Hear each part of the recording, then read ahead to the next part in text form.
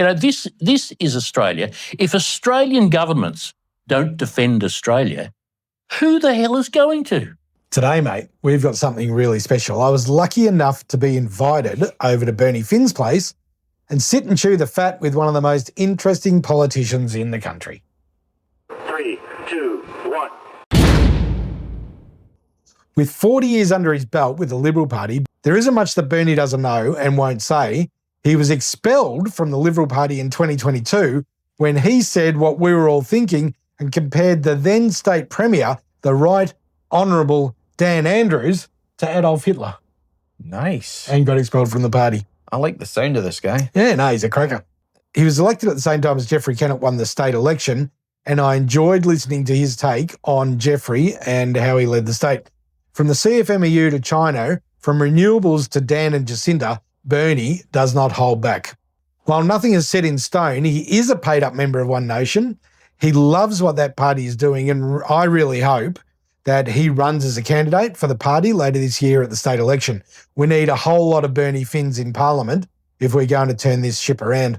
So enjoy this first part of our interview. Bernie talks about not only why One Nation could win an election, but why they should win an election coming up as the landscape of Australian politics goes through massive shifts.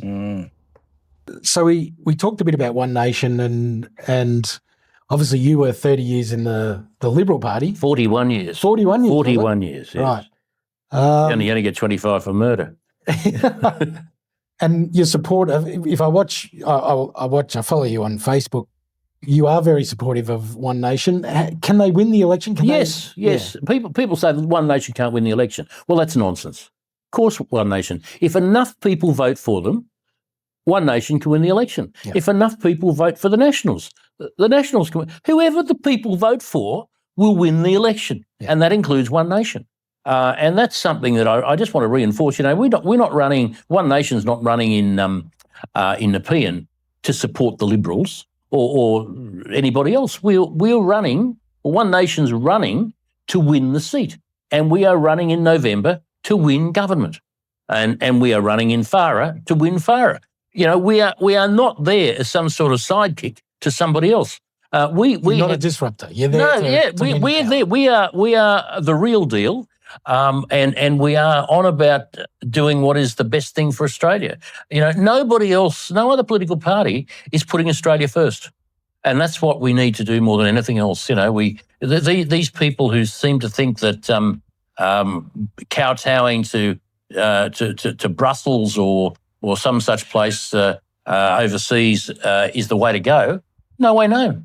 No way, no. This is Australia. If Australian governments don't defend Australia, who the hell is going to? Yeah. Honestly. Yeah, you're right. Who is 100%. Going to? Yeah. I just find it astonishing that anybody would have a view otherwise than that. You think about kowtowing to the bureaucrats in The Hague or wherever it might be, New York, with the UN. That now the UN, we should be out of the UN. We should be out of the World Health Organization. We should be out of the World Economic Forum. These people do not serve our interests. No, they do not serve Australia. Serve their own purposes. They do, and they're telling us what to do and what not to do.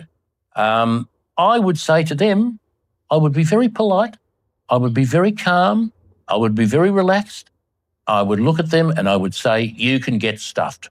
Because these people don't care about Australia. Yeah. And if you don't care about Australia, you can get stuffed. Yeah. Because that's what we're on. That's what I'm on about. I'm on about Australia. I'm on about our kids. I'm on about our future. And I'm not getting any younger. It's going to be, hopefully not too far down the track, I suppose. But there will be a time coming when I'm going to need the sort of support that elderly people need. And I see that in Canada, I saw the figures yesterday, 5.1% of all deaths in Canada are now euthanasia. Yeah. Which is pretty horrifying when you think about it. Yeah. And we have just changed the laws in Victoria to make euthanasia easier here. Are we going down the same track? I know someone very well who says we are. I have no doubt that we are. Yeah. I have no doubt that we are. Well, you don't have to have a terminal illness to No, you don't. No. To euthanize Well, yourself in you've Canada? had, we have had in Canada, they have had cases of young children who are depressed being killed. No terminal illness, and they got mental illness. Yeah. They're depressed. Yeah. But yet they were euthanized. Yeah. It's frightening. It's just, what? I mean, Canada, I think, is in a worse state than we are. And that's really saying something.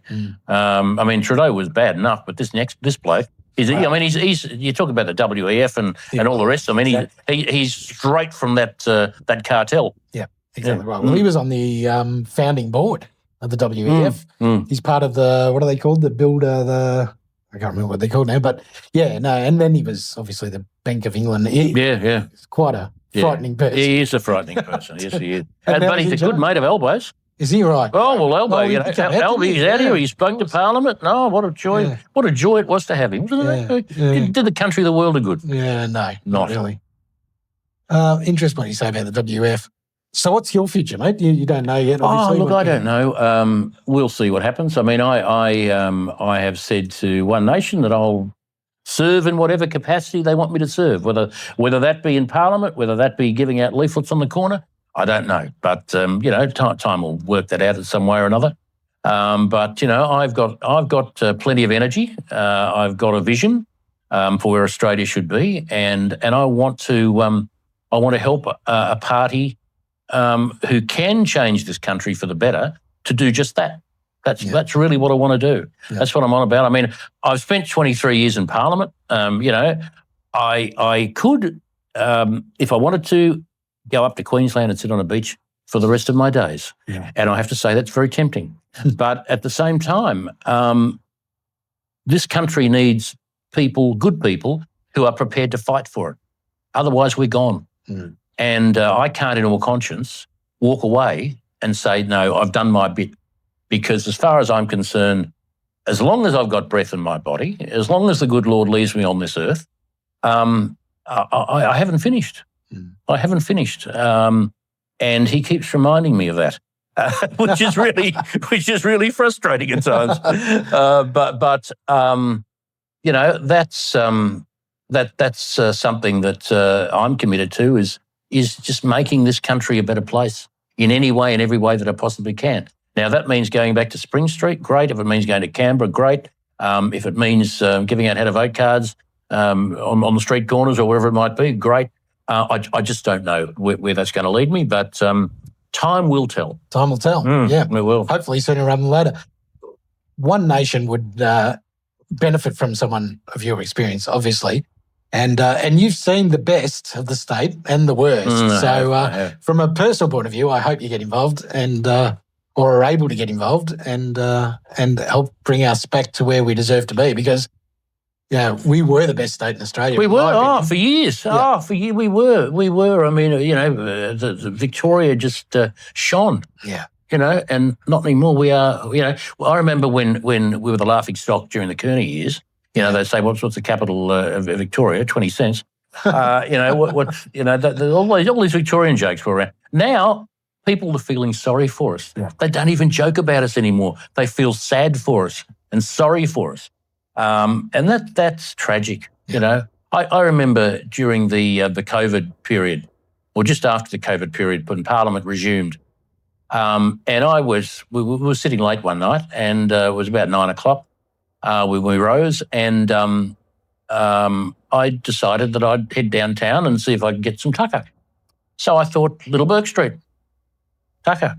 So I went down there, and there was nothing open. This is 9 o'clock at night. Yeah.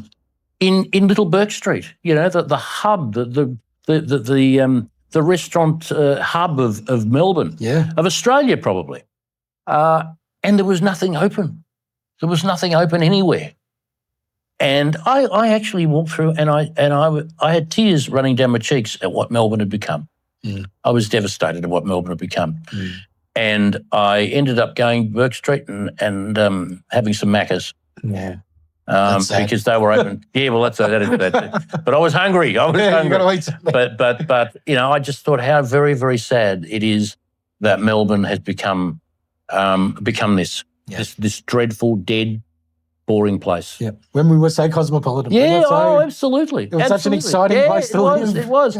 I mean, I remember, Melbourne hasn't always been that way. I remember years and years ago, going back to pre-Kennett years, where if you could find somewhere that's open at 11 o'clock at night for a drink, you thought you'd won Tats Lotto. But when Kennett came in and, he enlivened, he allows people to open up, and we had 24-hour restaurants and bars and all the rest of it.